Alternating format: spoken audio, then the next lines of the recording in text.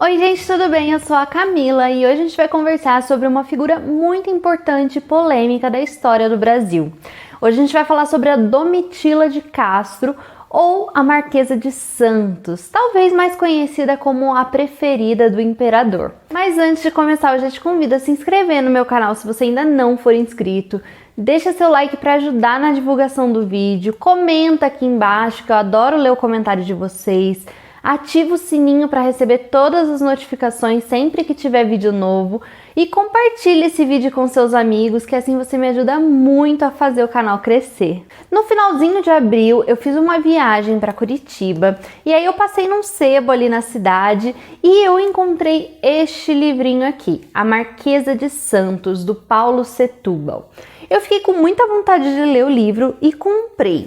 E aí eu fui ler essa história e eu me aprofundei mais sobre a história da Domitila. E aí hoje eu vou contar um pouquinho mais para vocês. Essa é uma personagem extremamente controversa que tá ali recheada de polêmicas, mas a gente vai chegar lá. Domitila de Castro Canto e Melo nasceu em 27 de dezembro de 1797 na cidade de São Paulo. Ela pertenceu a uma família muito tradicional paulistana e se casou muito cedo, aos 15 anos. Seu primeiro marido era um oficial do 2º Esquadrão do Corpo de Dragões da cidade de Vila Rica. Seu nome era Felício Pinto Coelho de Mendonça e ele tinha 24 anos quando ele se casou com a Domitila. O casamento dos dois sempre foi muito conturbado e ele tinha fama de ser muito violento com a Domitila. Desde que eles se casaram, eles se mudaram para a cidade de Vila Rica e lá eles estavam vivendo próximo da família dele e longe da família dela. Depois de alguns abusos, depois de algumas agressões, eles chegaram a se separar. A Domitila voltou para a casa dos pais, para São Paulo. E aí eles ficaram um período separados, até que um dia ele foi para São Paulo, eles acabaram reatando, ele pediu desculpas, pediu perdão. E aí eles se reconciliaram e um ano depois dessa reconciliação, o Felício esfaqueou a Domitila 2 vezes. E aí, finalmente, ela voltou de vez para a casa dos pais e ele chegou a ser preso. Dizem que o Felício tentou assassinar a Domitila porque ele queria ali, por conta de umas terras que eles tinham recebido de herança, ele queria vender essas terras, ela era contra, e aí ele acabou tentando assassiná-la por conta disso. Ele também era viciado em jogo, então talvez seja por isso tal do desespero financeiro que ele tinha. Juntos eles tiveram 3 filhos, e depois de 5 longos anos na justiça, finalmente a Domitila conseguiu o divórcio. Em 1822, já separada do marido, a Domitila conheceu o Dom Pedro de Alcântara, o imperador do Brasil que proclamou a independência. Dom Pedro se encantou pela Domitila logo que ele conheceu ela. Dizem que ele conheceu ela em um encontro de amigos, em uma festa de conhecidos, quando ele estava na cidade de São Paulo. O Dom Pedro ele nunca foi santo, ele sempre teve diversas amantes e mesmo casado com a Leopoldina, ele continuou tendo suas amantes. Mas a Domitila foi a sua amante mais famosa, a mais conhecida e a que ficou mais tempo com ele. Por isso também que ela é uma das mais famosas e ficou conhecida como a favorita do imperador. Aos poucos eles começaram um relacionamento e esse relacionamento foi ficando cada vez mais sério. Em 1823, ele levou ela para morar no Rio de Janeiro. Essa primeira casa que o Dom Pedro colocou ela ficou conhecida como a Casa Amarela. E aos poucos ela foi tendo cada vez mais influência dentro do relacionamento dos dois. O Dom Pedro sempre a encheu de luxos e logo ele promoveu ela a primeira dama da Imperatriz Leopoldina. Uma verdadeira afronta, né? E a influência dela começou a causar um burburinho muito grande dentro da política interna do país. A alta sociedade passou a achar aquilo um verdadeiro afronta ao moralismo, a presença da Domitila.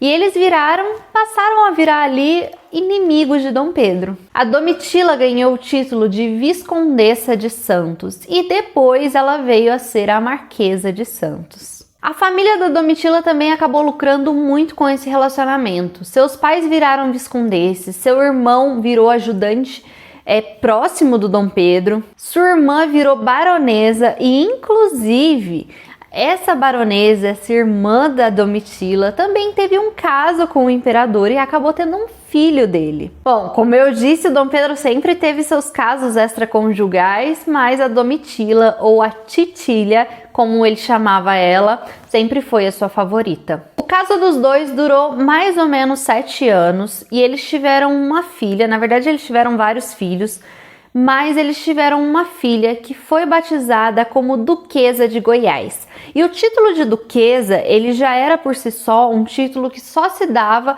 para pessoas que eram integrantes de famílias reais. Então Dom Pedro reconheceu essa filha, que se chamava Isabel Maria, e ela virou a Duquesa de Goiás e já era tratada como majestade desde pequenininha. No início, o caso do Dom Pedro com a Domitila começou discreto, né? Mas aos poucos, os dois já não tinham mais problema nenhum. Todo mundo já estava meio que sabendo que os dois tinham um caso. Então ela começou a frequentar cada vez mais a alta sociedade. Ela estava em todos os momentos. Como ela era a primeira dama da imperatriz, ela podia estar sempre dentro da casa da família real, ela participava de viagens e eventos. Inclusive teve uma viagem que a Domitila fez junto com o Dom Pedro e a imperatriz, e a filha do Dom Pedro com a imperatriz, para Salvador. Eles ficaram cerca de 2 meses em Salvador e nessa viagem dizem que foi aonde a imperatriz Leopoldina finalmente percebeu que seu marido estava tendo um caso com ela. Nessa viagem, a imperatriz ficou praticamente a viagem toda trancada ali no seu quarto, no seu gabinete, e o Dom Pedro ficou passeando por aí, de mão dada com a Domitila, como se ela fosse sua esposa. A imperatriz Leopoldina sempre foi uma mulher muito fina, elegante. Ela foi condenada a esse casamento, que foi um casamento arranjado pelos seus pais, e ela inclusive foi uma das grandes responsáveis pela independência do Brasil. Ela sempre foi muito fiel ao seu marido, ela sempre aguentou calada todas as traições dele.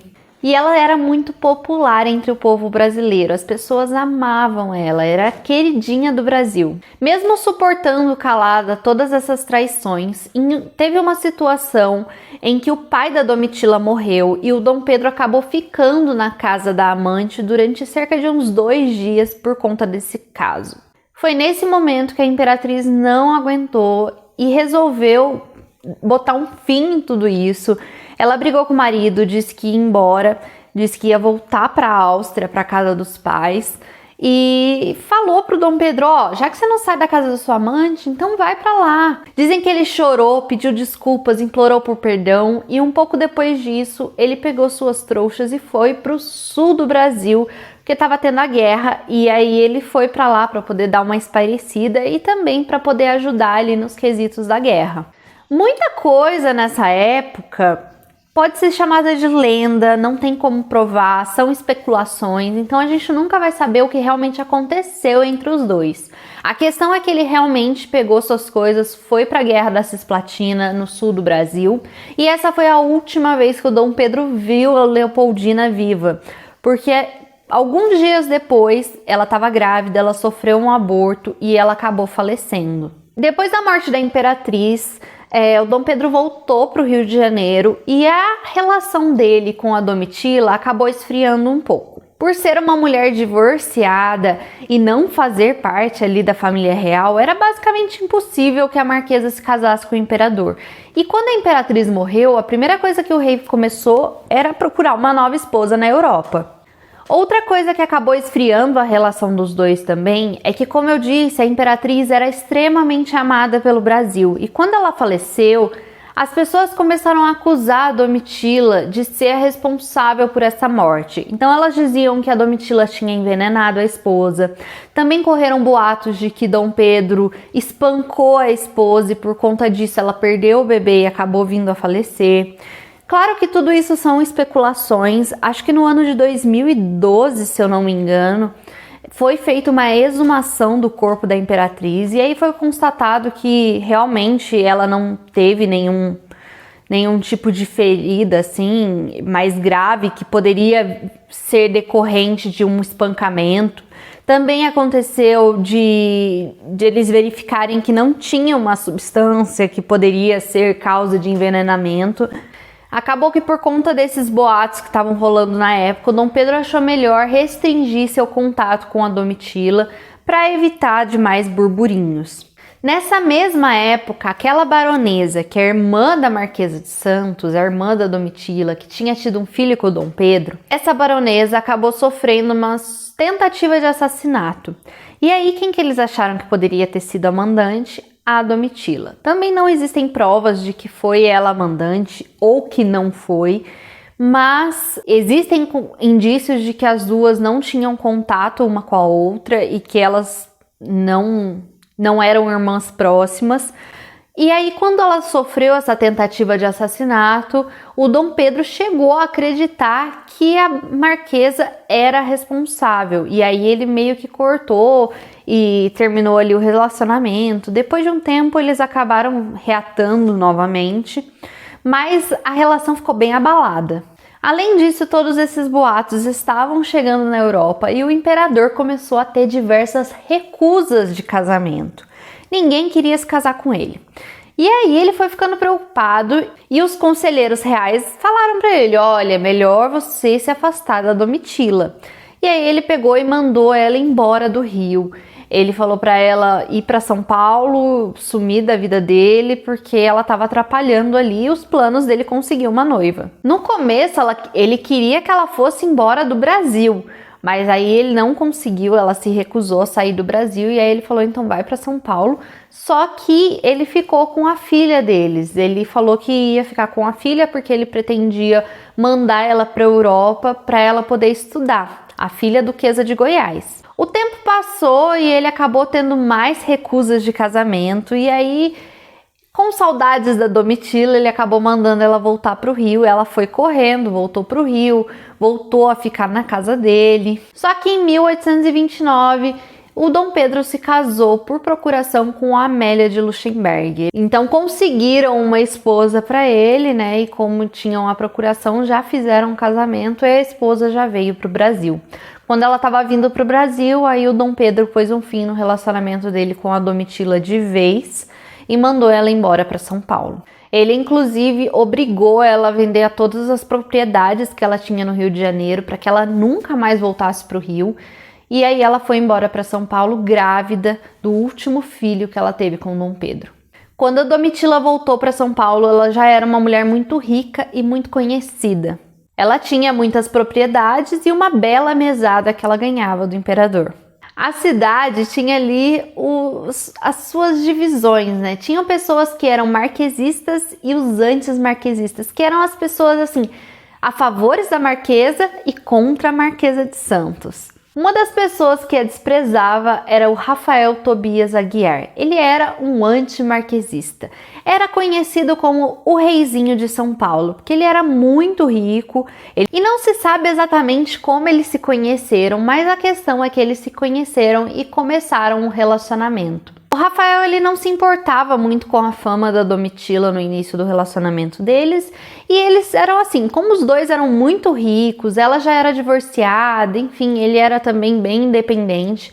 Eles tinham um relacionamento, mas cada um tinha sua casa e os dois se encontravam, ficavam juntos, mas eles não pensavam em se casar. Aparentemente, esse não era um título que fazia muita diferença para o casal. Eles tiveram um relacionamento durante 9 anos de uma forma não oficial, até que em 1842 eles vieram a se casar por uma questão totalmente burocrática.